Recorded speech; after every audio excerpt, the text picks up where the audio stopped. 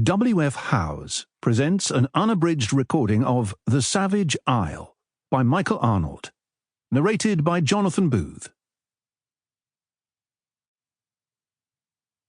We are the last people on earth, and the last to be free.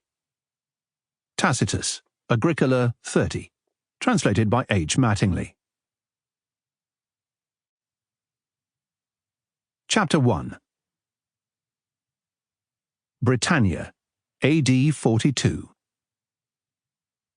The waxing moon played guide as the men threaded the woody defile.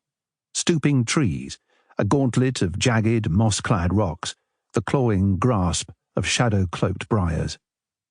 The men funneled onto a narrow track, steps muffled by a blanket of leaves. From up high, on slopes choked by the lush canopies of oak and beech, an owl's hoot pierced the sounds of their rasping breaths. Further off, amongst the deeper, darker realms, wolves broke into mournful song. The men pressed on, following a leader gleaming in winged helmet and exquisite mail. Spear points caught and twisted the pearl-grey light above their heads. They came from the north, these war-givers. Raised from every village and farm, every modest steading, and every ridged and fortified hill, they had gathered in their masses beneath the banner of the twin white serpents, and surged like a great tide onto the tracks and fields that would lead them to their enemy. Through the moon-gilded hours they had swept, crossing ditches choked by holly and foxglove, over rolling fields and spirit-haunted forests, beseeching the gods to favour their endeavours. Now dawn approached, and still they flowed, like an iron river, ever southwards, and with them came blood and horror.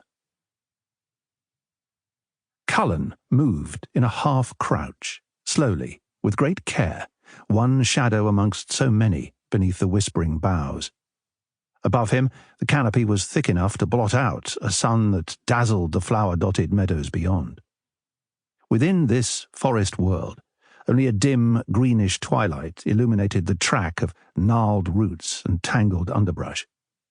The air was thick with damp and decay, tinged with the bitter tang of toadstool and nightshade.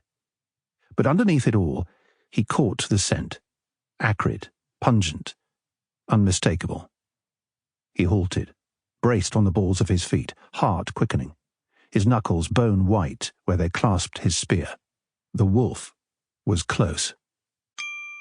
Sample complete. Ready to continue?